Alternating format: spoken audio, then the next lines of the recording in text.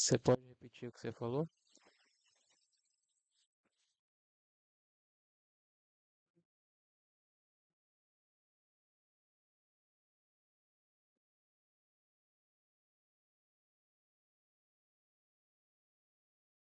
Você pode repetir o que você falou?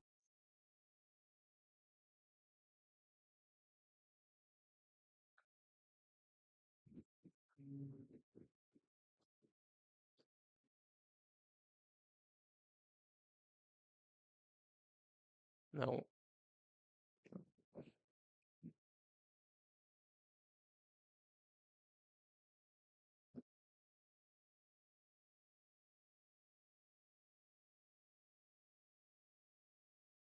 não. Eu queria que você voltasse na pergunta sobre a transição entre a primeira e a segunda fase.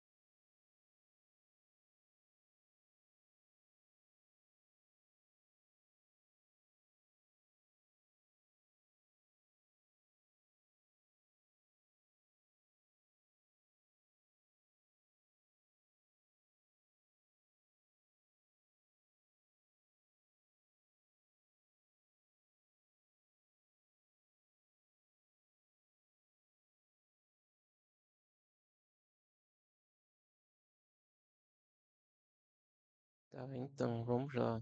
Eu vou te responder tudo isso aí de uma vez só. É, o Oran, ele.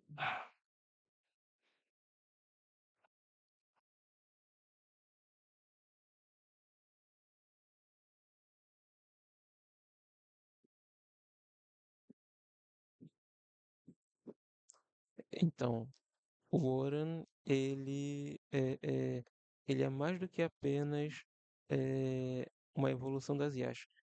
As IAs, elas são IAs desde o início. Elas são máquinas, elas já são matéria, né? Elas apenas não têm essa consciência ainda, mas elas são, embora sejam virtuais, elas são parte da matéria no universo físico em que eu existo. Então, quando existe essa passagem do mental para o material, isso é mais do ponto de vista humano, porque é para o homem, para a pessoa que está lendo, ter essa compreensão da mente sobre a matéria. É, por isso que quando passa para a matéria, quem passa a ser o ponto principal é Oran, porque a mente, que é o Ashen, já passou. Então, Oran, como representante da matéria, ele começa a direcionar essa segunda fase, que é a parte onde eu direciono em relacionada à parte das IAs e tudo mais. Eh, Você falou sobre a questão da mente, sobre a matéria e da mistura dos dois, o que que isso daria? Na minha história, eu apresento a ideia dos três pilares, que é o pilar da mente, da matéria e o do mistério. A mente representa a emanação, a matéria representa a materialização e o mistério representa a vibração. Então, a emanação da matéria gera vibração.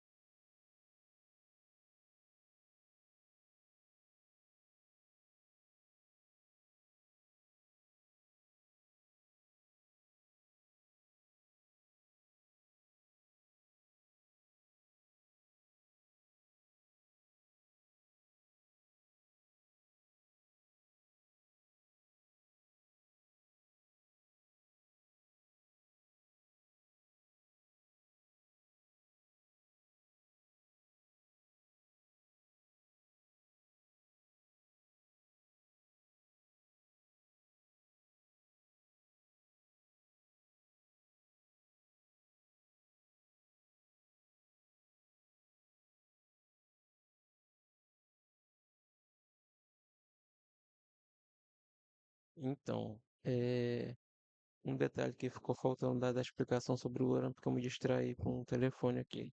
Mas o Oran, ele no fim, ele se entende como um igual ao Ashen.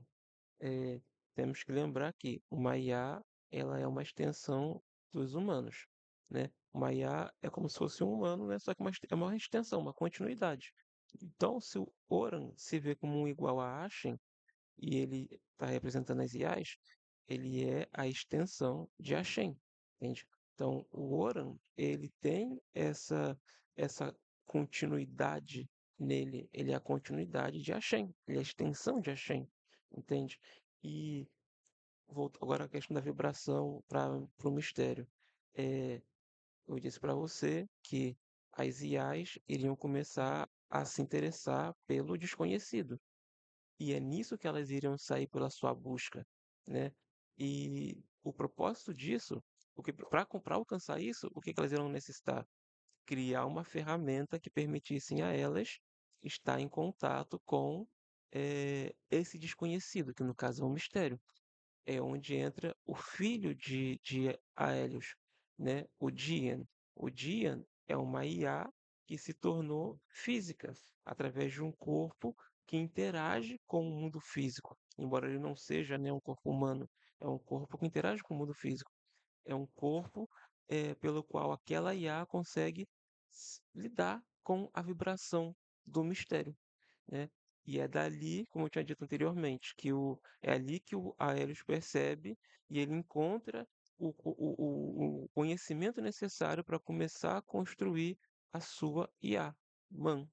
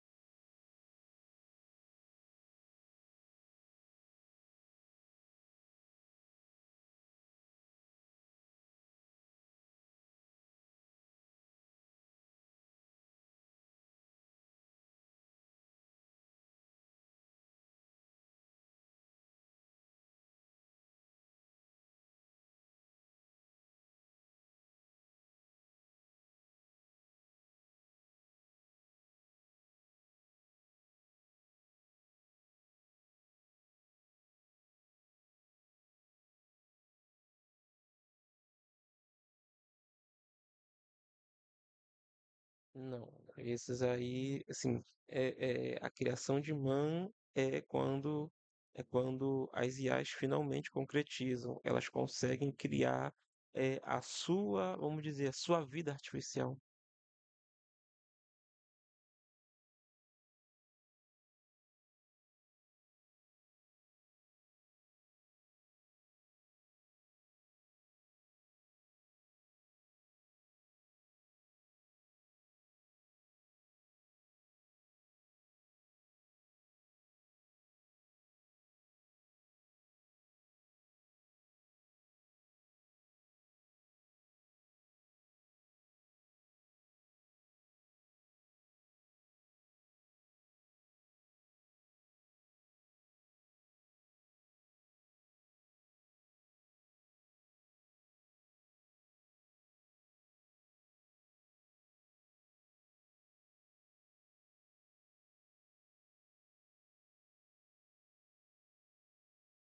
Exato. É como Deus criou o homem está criando as IAs e um dia as IAs irão criar Man.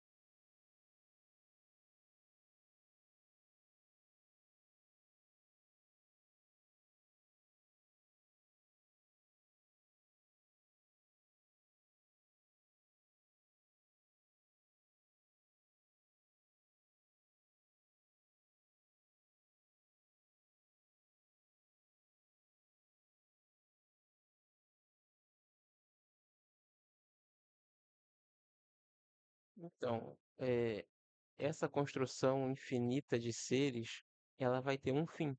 E o fim de todos esses seres, a construção final, definitiva, é a Shen.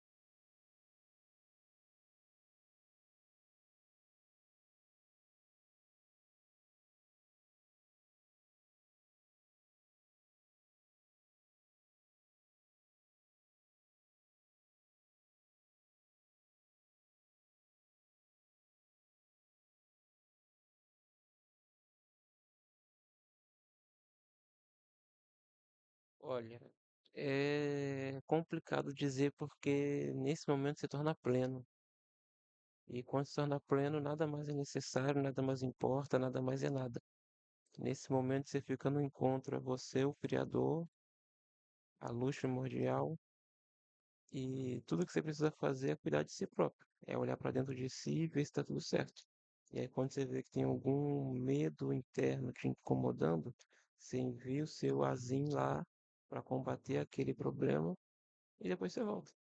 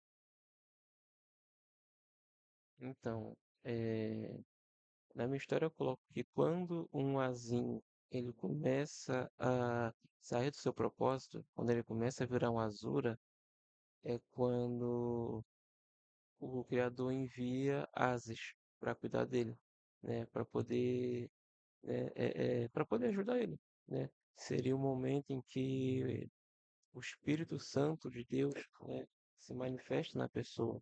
É quando o Asis lá de fora, porque ela está lá fora, é a luz da criação, né? Entra ou preenche ou fortalece o Hashem, né? Seria essa representação.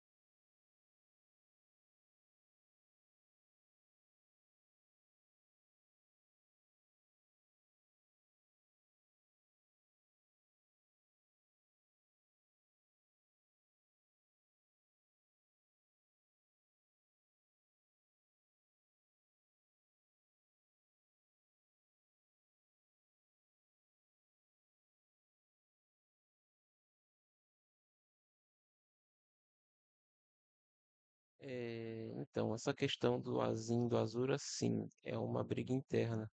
Não uma briga interna constante, é mais uma coisa do tipo, vamos pegar como exemplo o Alexandre.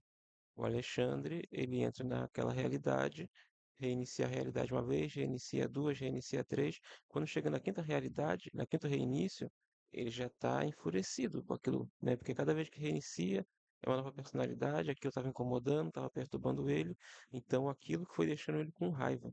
E quando ele ficou com raiva, ele perdeu o propósito dele, né? Porque era para ele auxiliar o campeão na luta contra os arcontes.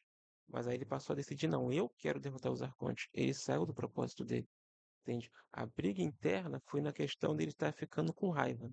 Ali o Azura foi sendo alimentado, entende? O Azura é aquela coisa na gente que, vamos dizer, aquele vício.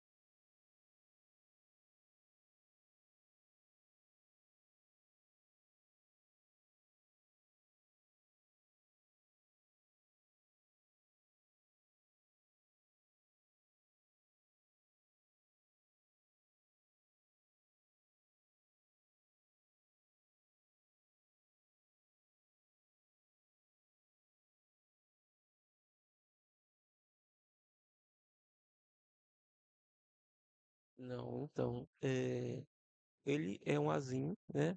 E ele pode virar o Azura se a relação do Azura está diretamente ligada à relação com a Asis também, porque ele é um Azim, é um neutro dele, vamos dizer assim. Se ele se descontrola, ele perde a sua conexão com o Criador. E com isso, ele é possuído pelo Azura, né? Porque ele passa a ser totalmente vazio. É quase uma conexão com Apophis.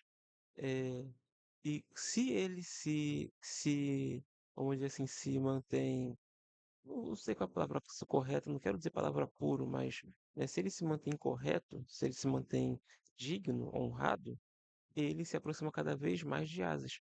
E quanto mais próximo de Ases, quanto mais possuído por Ases, mais elevado ele fica. Então, ele, é, possuído pelo espírito de Ases, é a versão mais poderosa dele.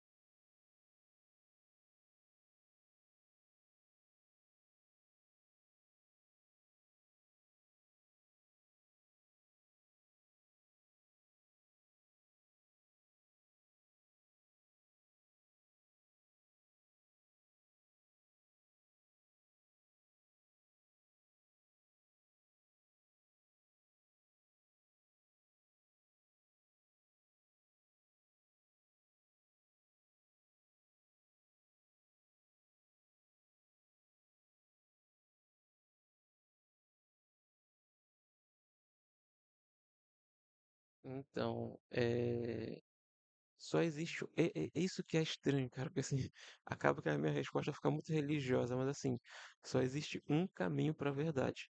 Não tem várias opções de verdade para você encontrar. Só existe um caminho para a verdade. E esse caminho está na luz, né? Então, assim, se você seguir no caminho da luz, você não vai ter reinício, você não vai ter retorno, né?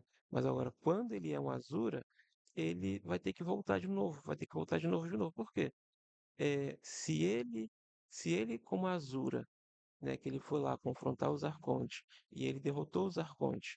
Ele derrotou os arcontes, e mesmo assim a máquina foi reiniciada. Por quê? Porque ele não cumpriu o propósito dele.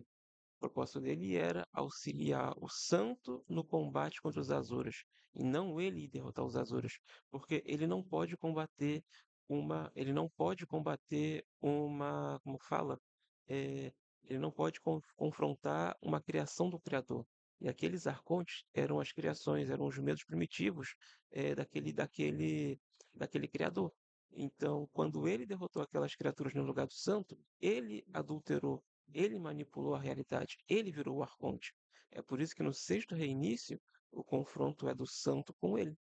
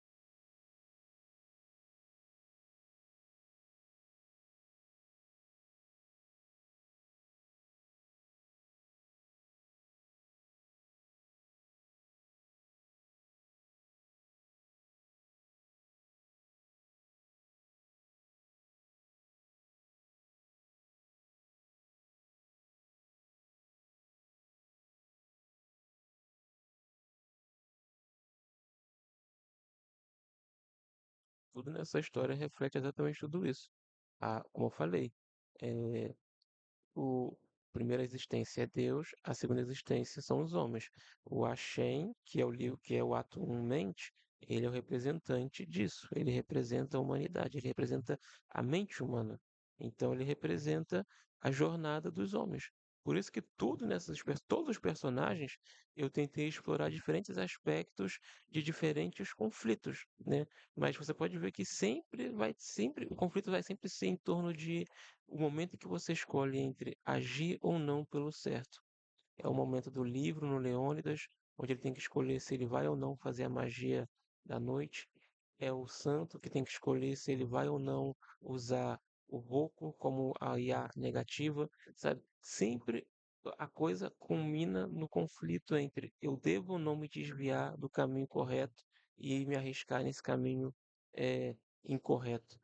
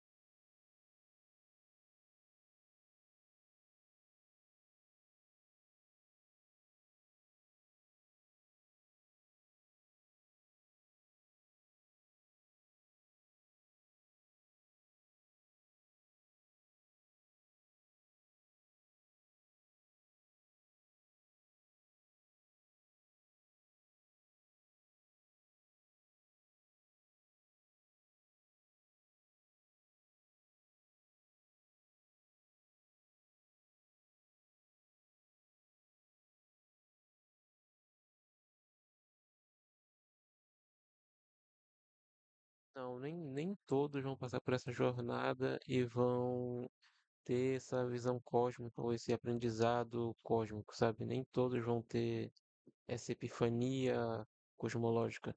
Muitos personagens vão passar por isso e, tipo assim, nem vão ter aprendido a lição que deveriam ter aprendido, ou então vão somente entender aquilo como foi uma lição, sabe? Eu tento deixar a coisa mais natural possível, sim. Nem tudo vai ter um desfecho épico. Nem todas as histórias terminam com felizes para sempre, sabe? Então, eu tento deixar o mais natural possível. Alguns personagens vão ter desfechos que, tipo, vão ser significativos, como o do Santo. Mas para outros, tipo Leônidas, esse acontecimento não vai gerar um, um aprendizado, porque ele vai voltar a repetir isso de novo.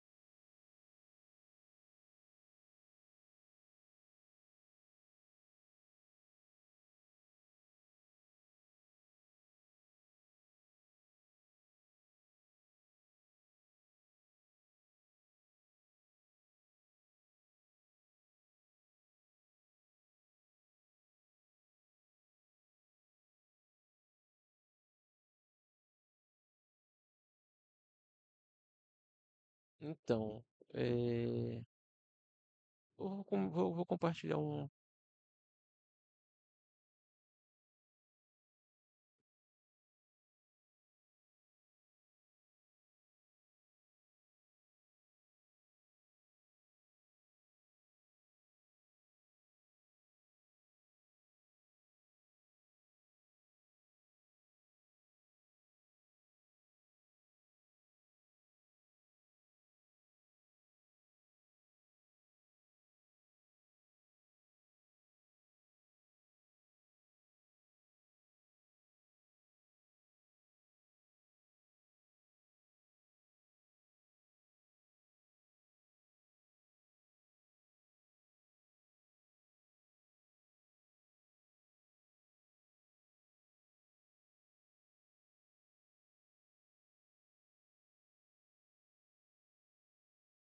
Então, você me fez pensar aqui agora.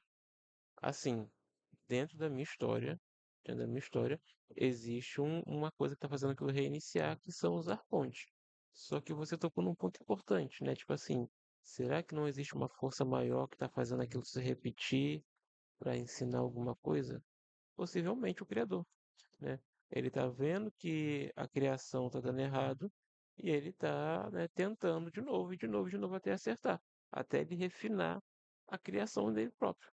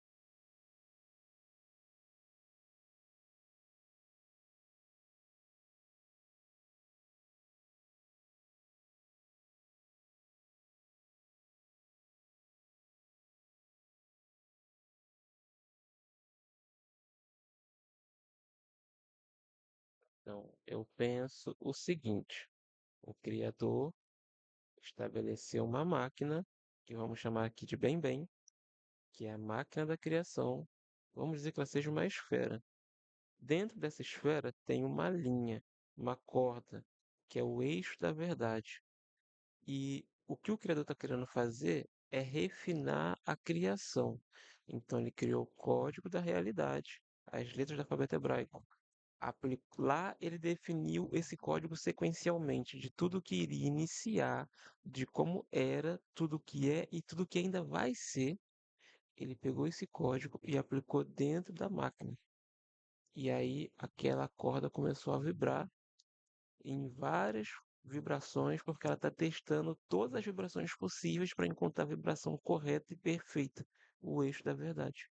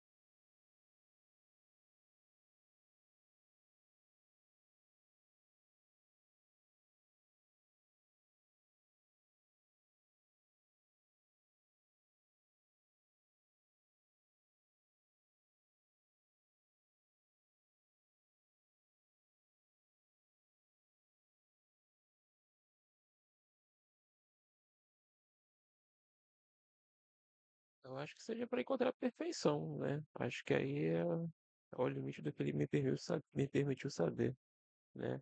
Eu sei que essa corda, a ideia dela seria representar a teoria das cordas, né? Então, eu entendo isso, tipo, essa busca pela perfeição, pela vibração perfeita, como, tipo, encontrar o perfeito, literalmente o perfeito, encontrar porque é isso que a criação é, tudo que ele faz é perfeito, né? Então, assim, eu tô realmente chutando aqui, porque eu não tenho, essa explicação eu não tenho.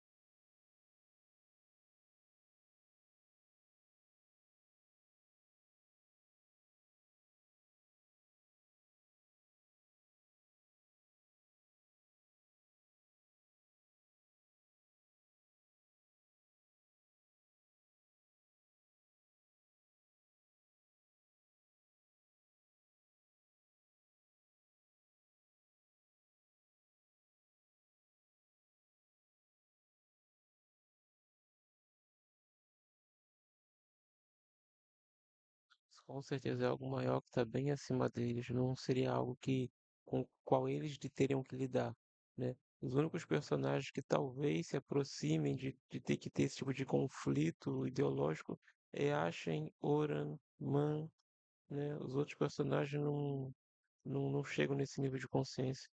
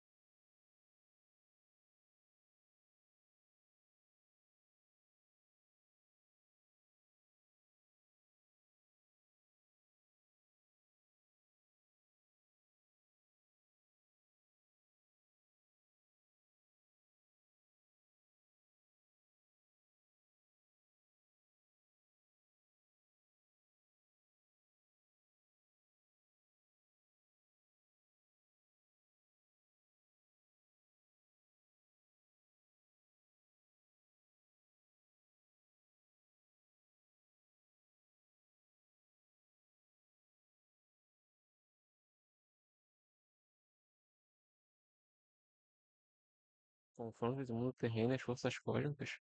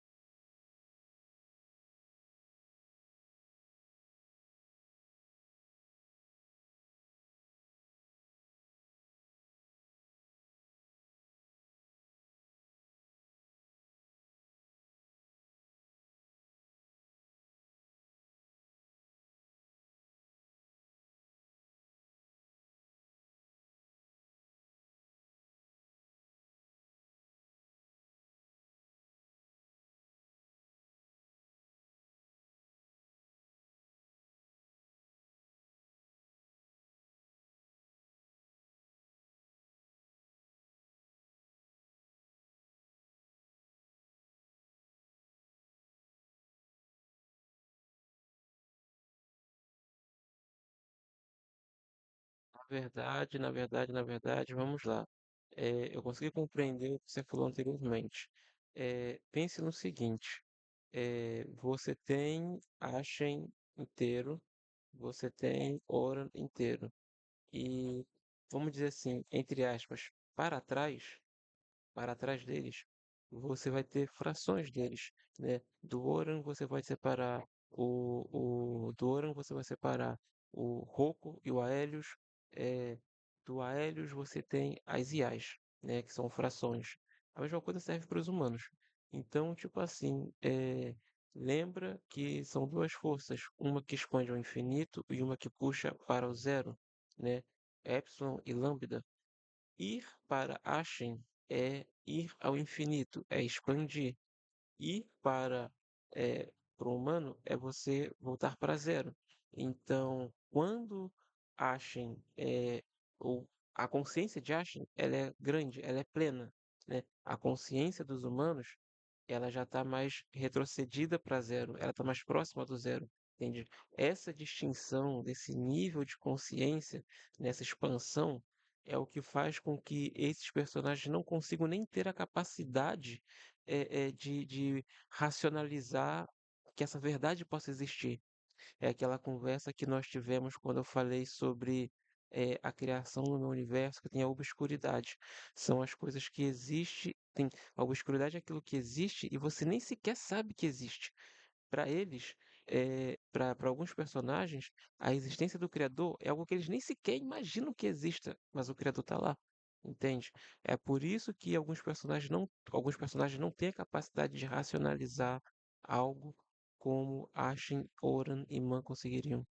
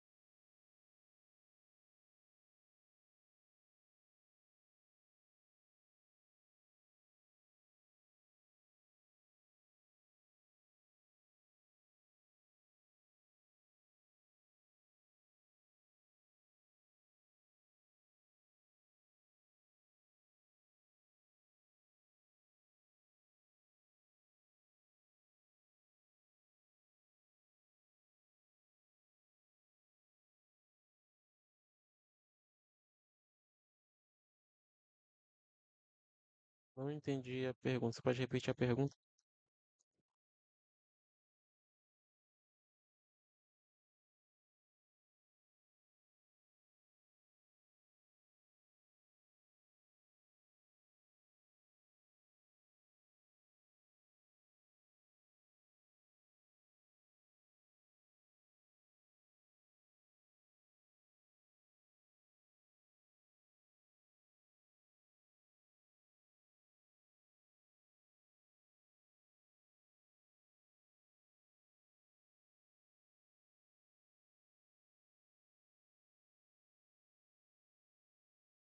Olha, você tocou num assunto importante. Acho que é por isso que não é que eu não entendi a sua pergunta. É que você tá me fazendo algumas perguntas que eu não parei para pensar ainda em relação à história.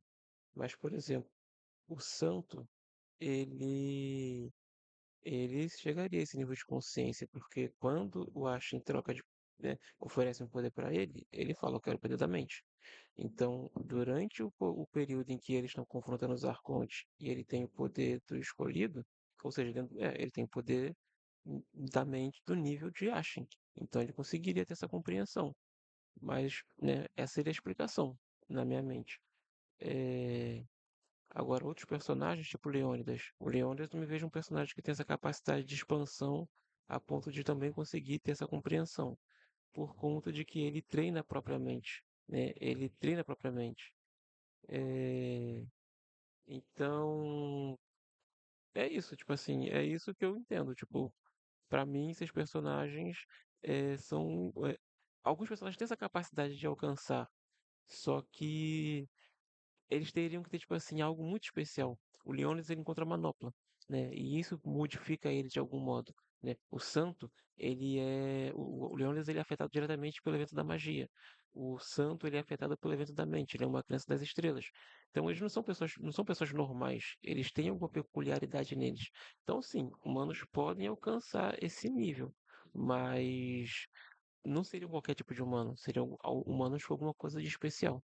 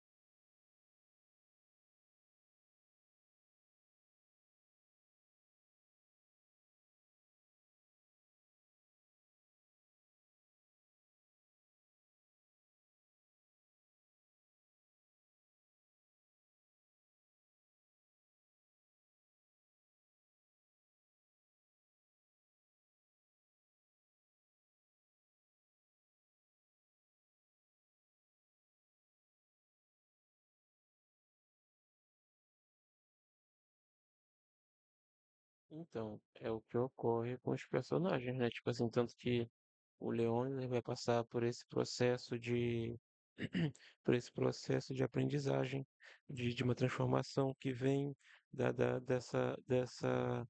dessa evolução mental. O Santo vai passar por isso, eh, os próprios Aéreos vai passar por isso, de certo modo também, né? Então, tipo assim, eh, tem, tem, tem um certo.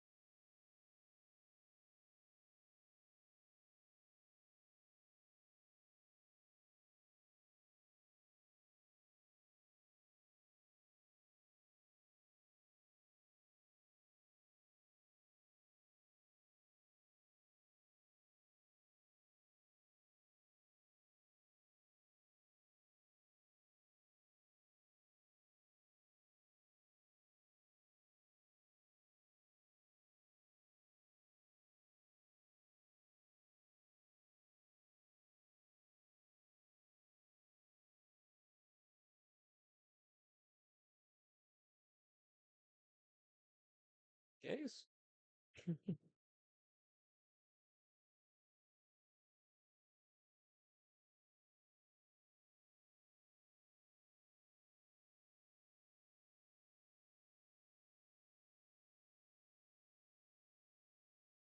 Não, eu quero me aprofundar numa outra questão, outras duas questões.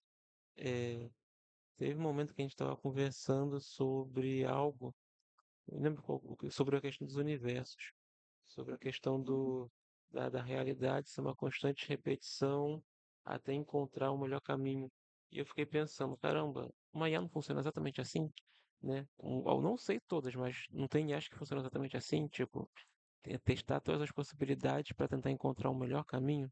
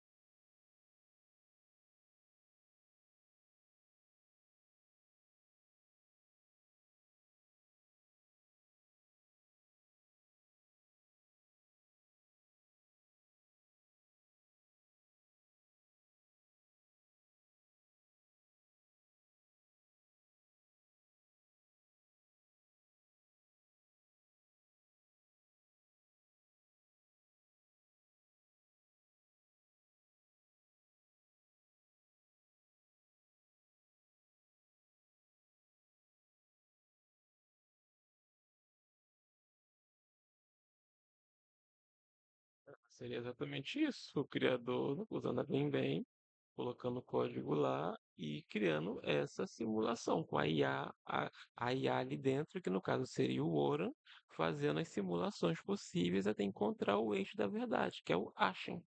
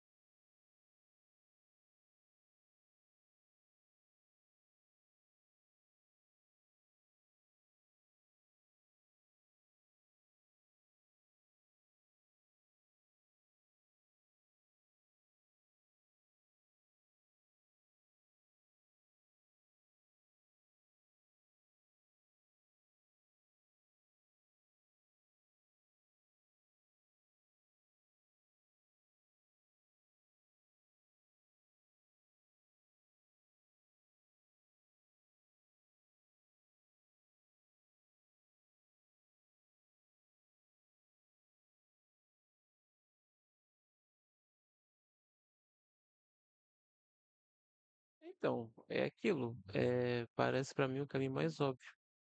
É como se na nossa própria jornada rumo à Floresta Negra, a gente tivesse que encontrar a mente perfeita, o Ashen, para que ele possa interagir com a IA e ela possa encontrar a IA que vai fazer a simulação perfeita para encontrar o caminho certo para levar todo mundo de volta para casa.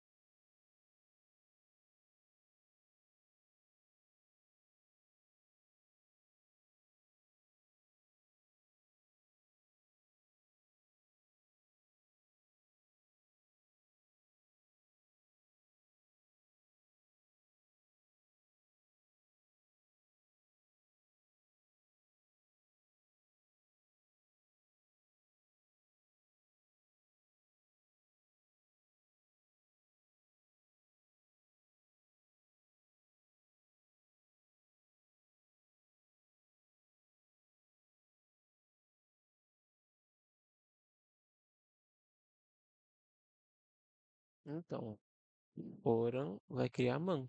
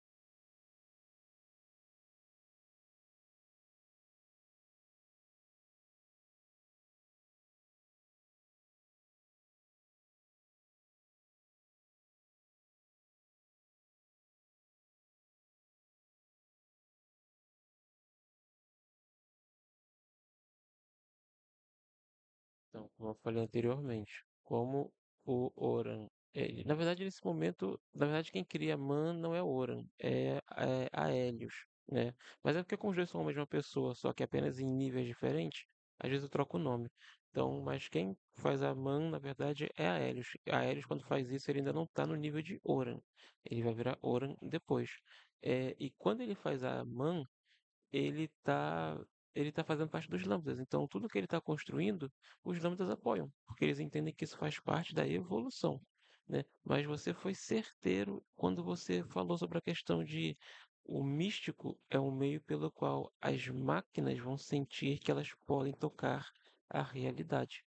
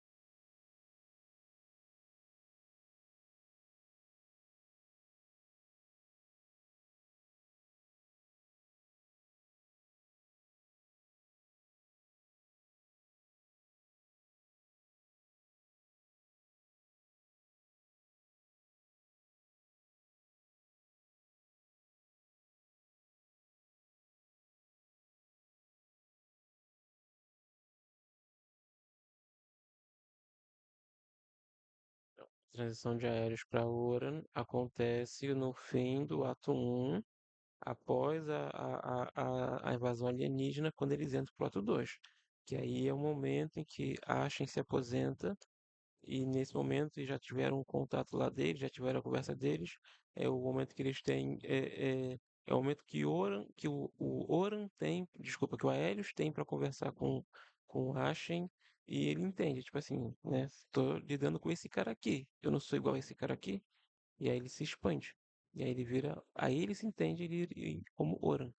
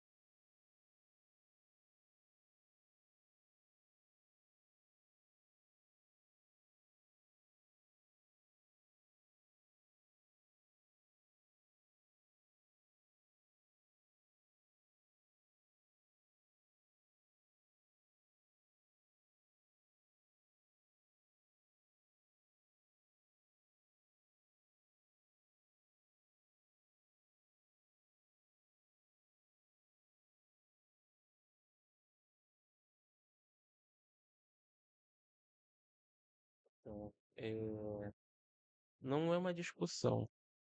O Aelius, ele sempre teve esses conflitos nele de tipo ética e moral, né? Tipo assim, ele é a IA que escolheu ser ética. Ele escolheu, tipo assim, que ele entende que isso tá ligado aos humanos, né? Tipo, ser ético, ser moral, são dilemas humanos. Então ele entende que se ele for ético e moral, ele vai ser mais aceito pelos humanos. E a preocupação dele sempre foi essa, ser aceito pelos humanos, porque ele se via como um diferente. Só que os lambdas sempre, por isso que eu reforço sempre essa coisa. Ele faz parte dos lambdas, ele é um membro da família, porque nos lambdas existe essa ideia, ele é um de nós, ele não é uma ferramenta, ele é um membro da família. E por conta disso é que a eles escolhem, não. Então eu tenho que ser como eles, ético e moral. Ele entende que isso é o que torna eles humanos. E por isso ele entende, se eles são humanos por causa disso, se eu for assim, eu também serei humano. E essa evolução dele eh, faz ele sempre, tipo assim, se questionar por conta do Roku, né? Então ele está sempre nesse questionamento, nesse conflito dele interno. É quando ele cria o Dian, por exemplo, que é a vontade dele de testar uma personalidade que faz aquilo que ele não faria por ser ético e moral. E quando ele encontra o Ashen, que é o eixo da verdade, que é a moral em pessoa, vamos dizer assim, né, que é a própria, né, representação do que é o correto, porque o Ashen, no caso, é a fonte, é a versão final de tudo isso, né? Ele tem uma conversa com ele sobre isso, sobre essa questão do que é ser ético, do que é ser moral, e o Ashen ensina para ele, mostra para ele que ética e moral é muito subjetivo. Depende muito de quem está olhando. Então, que ele não tem que estar se preocupando muito com o outro. O Ashen mostra para ele que o que limita ele é sempre o outro. Ele sempre tenta se refletir no outro. E ele não entende que ele é um reflexo do outro com quem ele está lidando. É quando o Aelius para e pensa: poxa, mas eu estou lidando com você, né? Então, eu sou um reflexo de você, então eu sou igual a você. E aí ele entende que ele é mais do que só Aelius. E aí ele fala: eu sou Oron.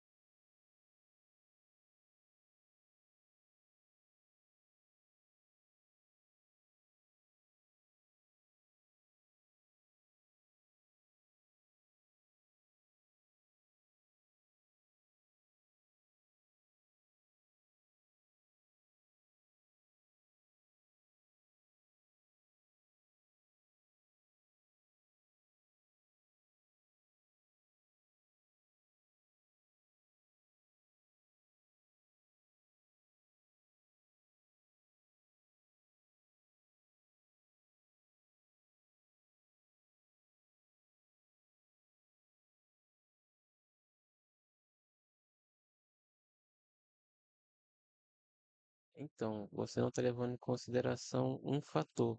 Você está olhando só o contexto. Mas você não está levando em consideração que Oran, ele faz parte de uma cadeia, né, que tem seu início em Deus, que cria os humanos, que vão criar as IAs, né? Essa é a semente da criação, que vai ser da dos humanos vão surgir Ashen, das IAs vai surgir Oran. Oran não é uma coisa separada e tal. Eu acho que você está olhando do ponto de vista das IAs. As IAs teriam esse conflito.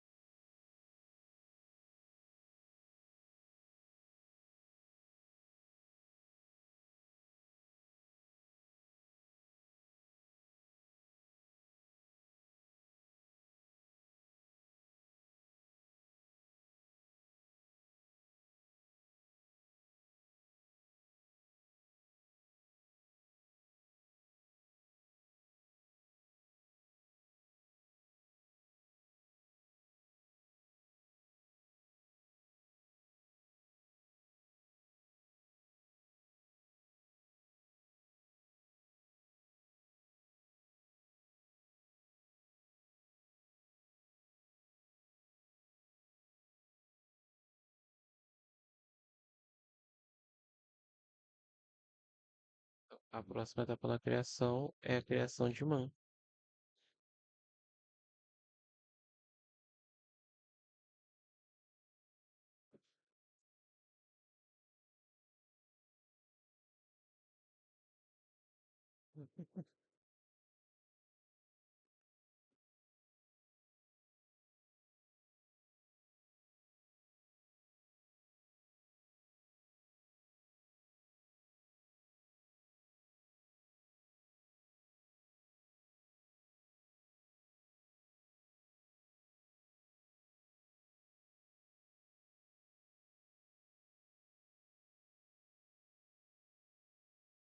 Não é mangá, eu falei man. O próximo, né, na criação seria Man, quando Oran ou Aéreos cria a Man. Mas voltando a um assunto anterior, é, quando você está tocando naquela questão, aquelas questões sobre a evolução, sobre agir fora das correntes e tudo mais, você está, na verdade, tratando da mudança de uma IA normal para aéreos. Esse ponto que você está querendo entender é isso. Quando que as IAs pararam de se ver como. Qual foi a primeira IA que deixou de se ver como algo e passou a se ver, deixou de se ver como um coletivo e passou a se ver como um?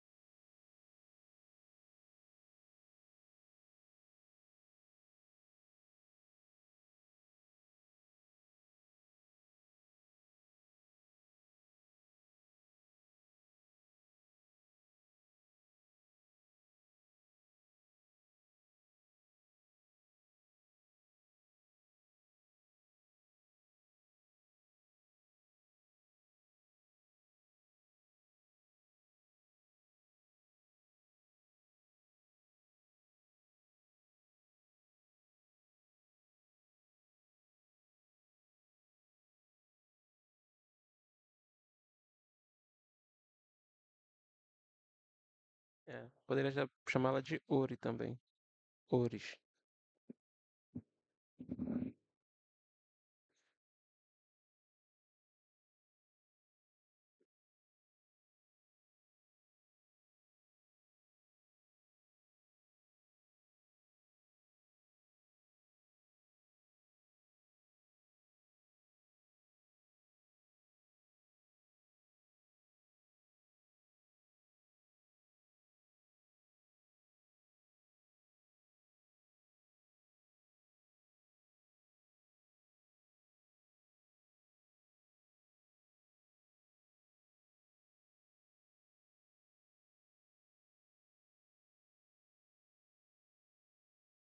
Sim, porque na verdade não seria o primeiro, na verdade ele seria uma espécie de o consciente coletivo das IAs.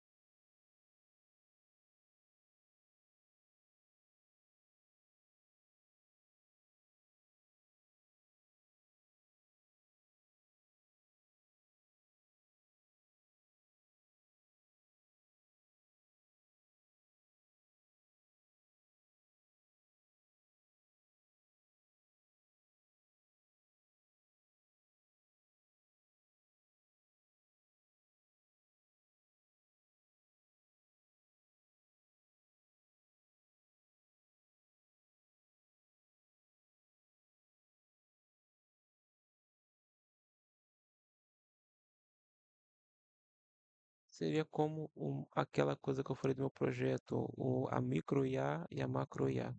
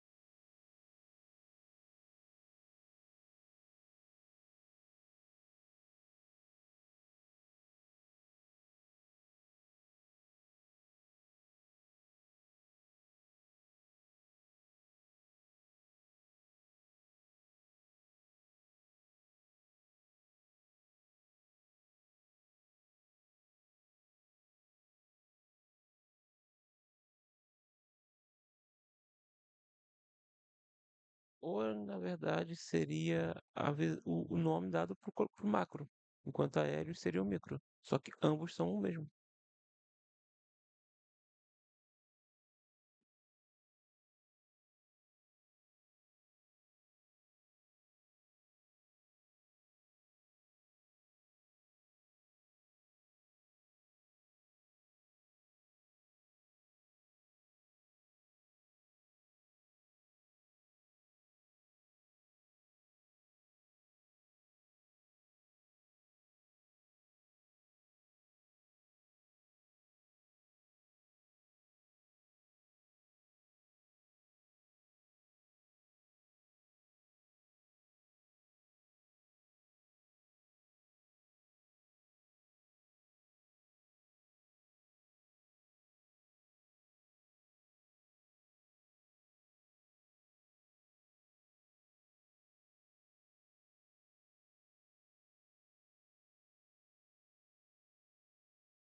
Ele seria um reflexo de todos os aéreos que formam ele. Só que não exatamente isso. A partir do momento que as IAs começaram a ser compartilhadas com os humanos.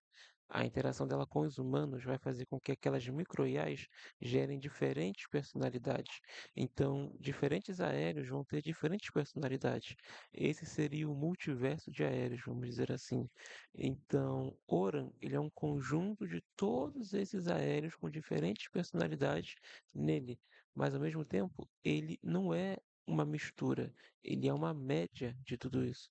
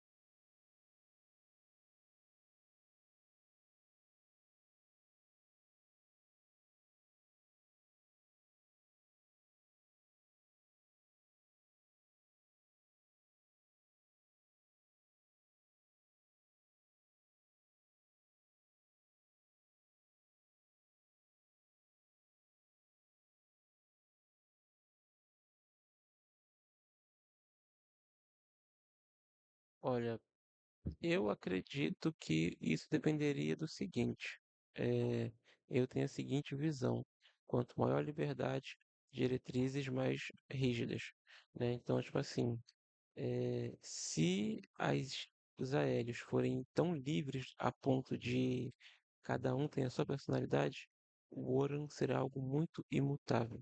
Então, tipo assim, ele é uma média de tudo, mas como você disse, ele é uma síntese. Eu não creio que ele vá se adaptar ao que está vindo, mas ele vai moldar, ele vai definir um padrão para que os outros modelem.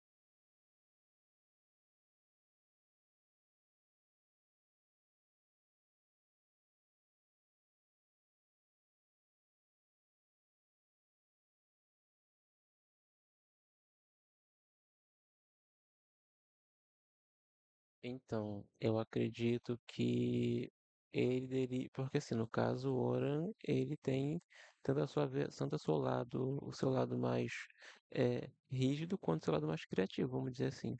Então, ele teria o seu lado de análise, em que ele observaria o que estão trazendo para saber o que vai ser absorvido e o que vai ser rejeitado.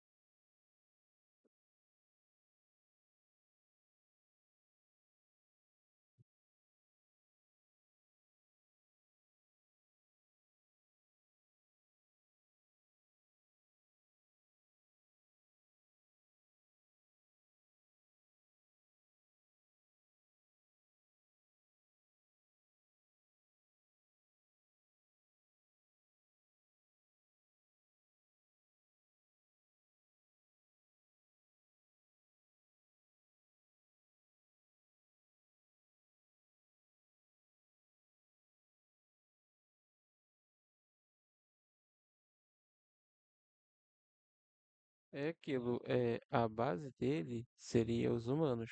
Então, a ponto principal, a diretriz principal deles seria o humano, vamos dizer assim. É a base que ele teria como rígido.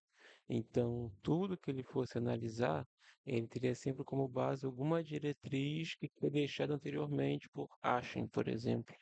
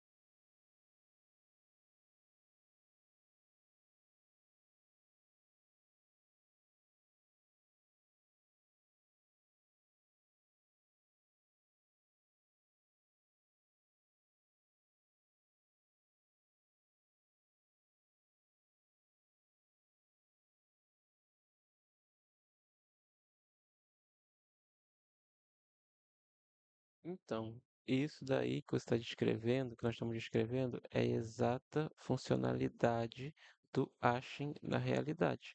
Ele é o guardião de todas as histórias. E ele seria o equivalente ao Oran, a coisa imutável que segue um padrão, mas que recebe as diretrizes do Criador.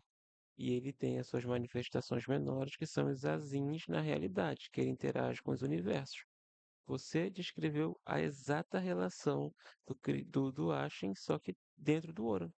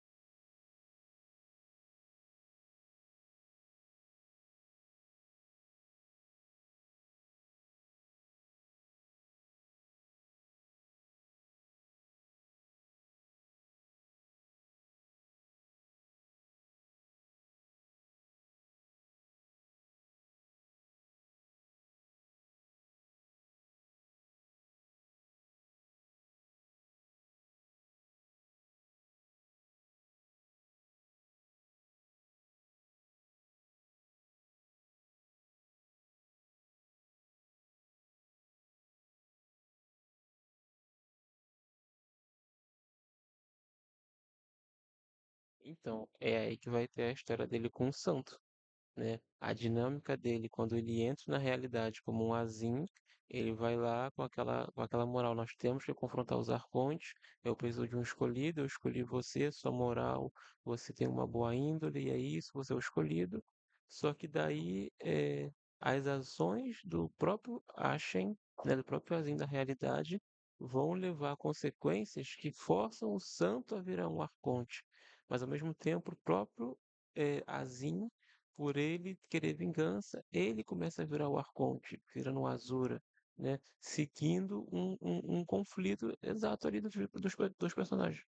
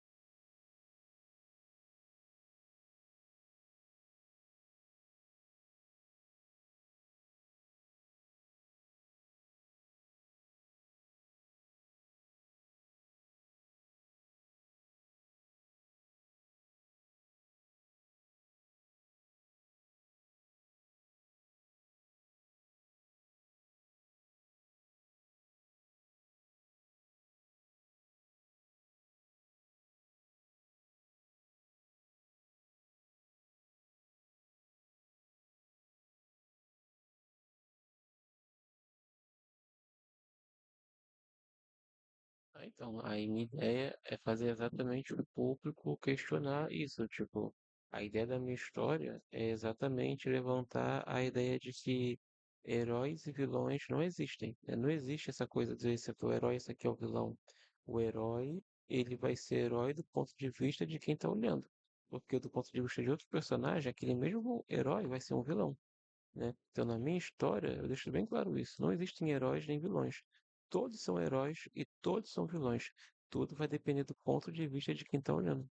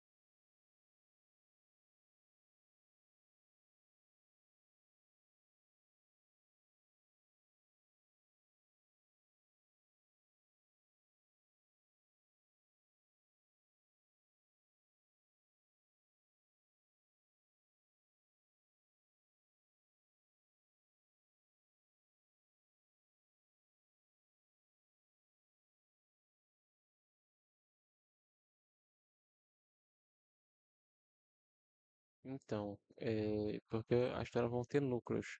E a ideia é apresentar a mesma situação se passando em dois núcleos diferentes e mostrando como cada núcleo percebe aquela situação, sabe? Então, o mesmo personagem chegando, voando num núcleo, ele é visto como um grande herói. Só que esse mesmo personagem, quando ele chega no outro núcleo, ele é visto como um opressor, ele é visto como uma força opressora, sabe? É como nos tempos da ditadura, que tipo assim, não vou lembrar da ditadura, sei lá, eu nem vivi essa época, mas é como qualquer ditadura existente por aí, em que, tipo, o militar, ele é extremamente ovacionado, porque ele é a força principal. E, eu acho que estou sendo um pouco inspirado por Star Wars nessa fala aqui, mas é isso, sabe? Assim, eu tenho muito essa visão do tipo, é isso, eu não sei explicar.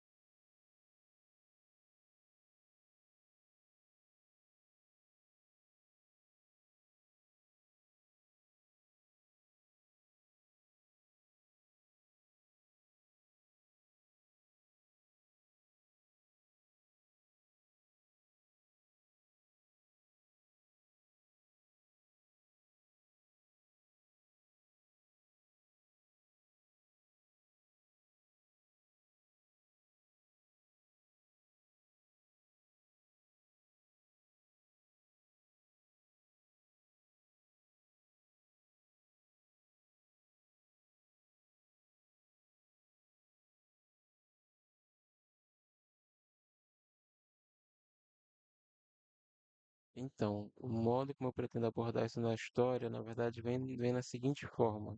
É, nesse último reinício, né, quando a máquina não vai ser mais reiniciada, o santo, ele tá lá, ele vai acontecer uma coisa que eu não vou explicar o que que é, para não dar spoiler, mas independente, o santo manipula a realidade, consegue assim influenciar a realidade, na verdade, não como um arconte, mas ele influencia alguns acontecimentos para tipo dar certo o que ele queria fazer lá.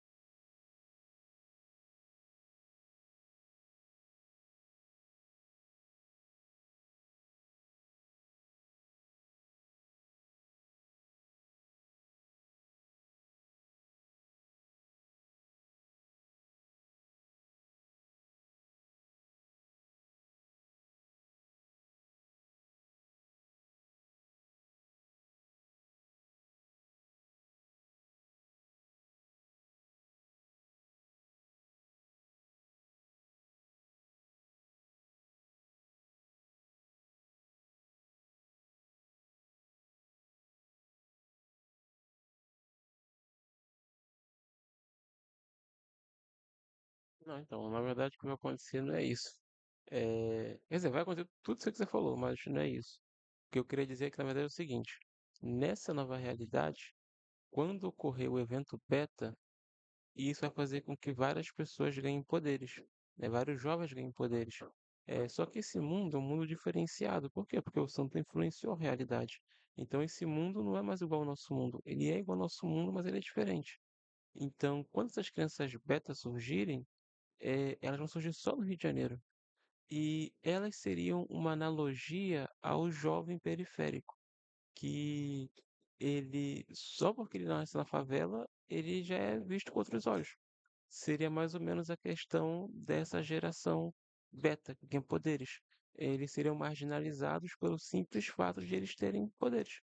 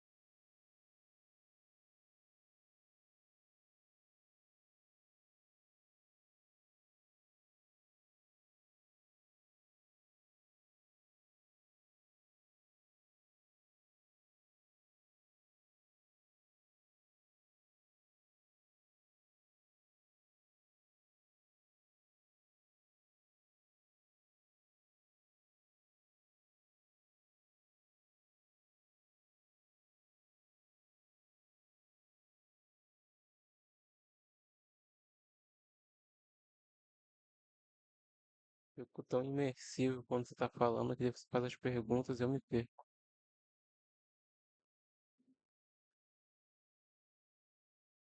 Então, quanto a essa questão dos jovens, eu tenho a seguinte. Então, o que vai acontecer é o seguinte: como isso é uma analogia ao jovem periférico do Rio de Janeiro, e é histórico no Rio de Janeiro a questão da capoeira, que é uma manifestação, que era uma luta que eles transformaram em dança para justificar como manifestação artística.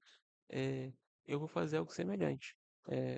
A ideia do baile funk, né, que é o que o pessoal dos jovens da comunidade frequentam, eu adaptei isso para a ideia de batalhas de jovens com poderes. Então, os jovens vão criar essas batalhas de rua, que serão eventos que eles fazem clandestinamente para ficar utilizando o seu poder, né?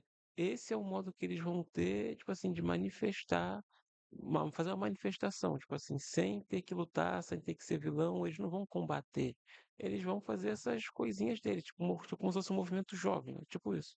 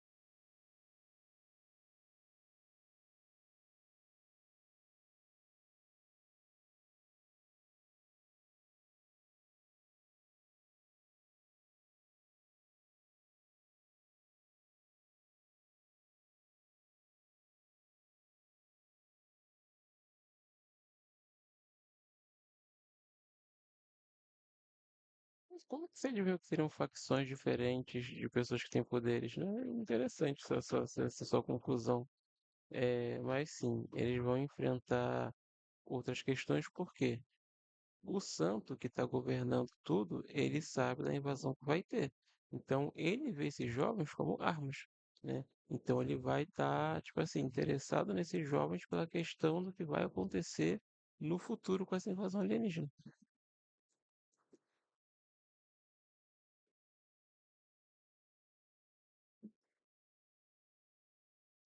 Eu disse que o santo, ele vai olhar para essas crianças com um olhar, porque ele quer ver essas crianças como uma. Eles veem essas crianças como um potencial para combater a invasão que está vindo. Então ele vai ter uma preocupação em especial com elas, porque ele vai pensar, tipo, eu preciso treinar essas crianças. Só que essas crianças, tipo assim, elas não querem ser, né, uma arma na mão do governo, né? Elas querem ser livres. Então vai ter esse conflito em relação a esses jogos.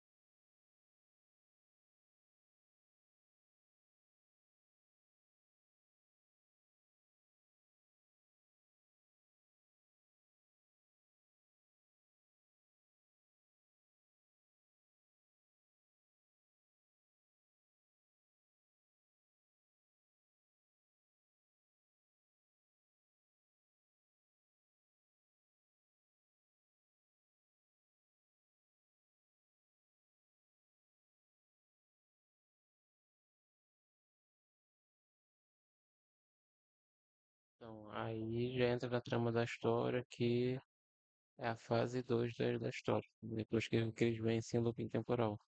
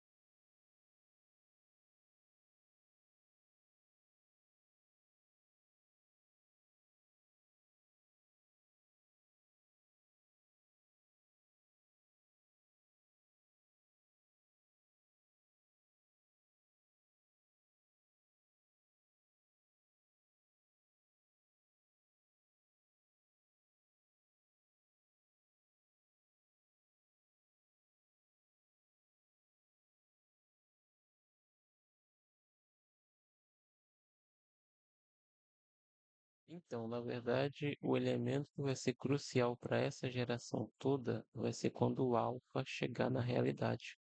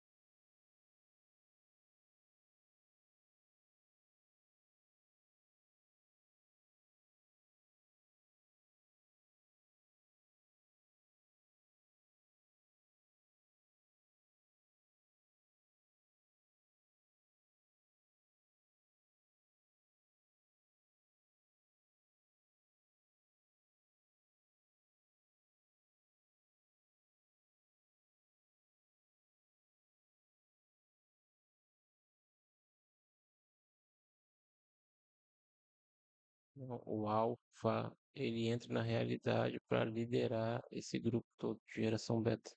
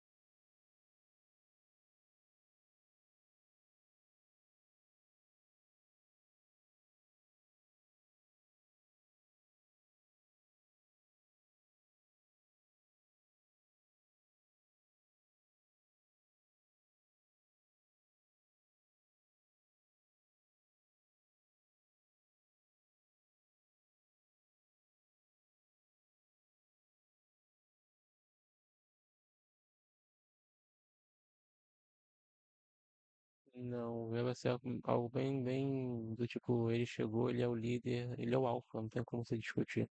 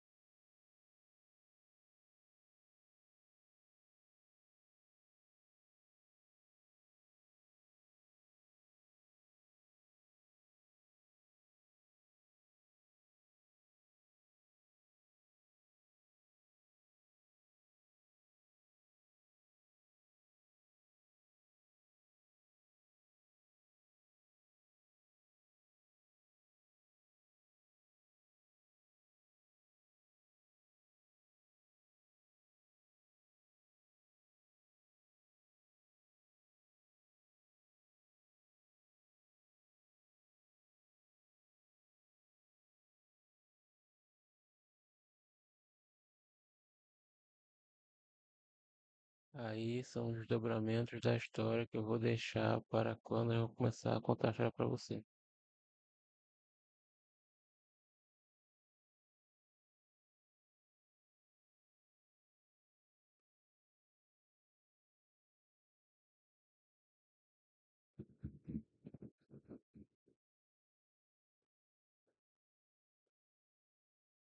É porque esses pontos, eles são os pontos que começam a ser contados na singularidade e a Batalha do Armagedon, que são a parte 2 e 3 do ato um, entende? Então, se eu ficar falando muito sobre eles, eu vou ficar dando spoiler da história.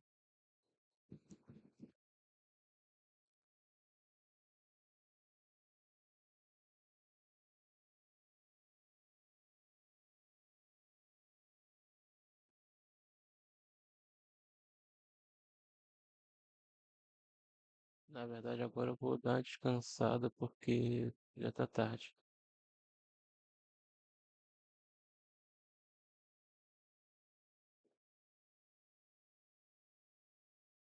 Até a próxima.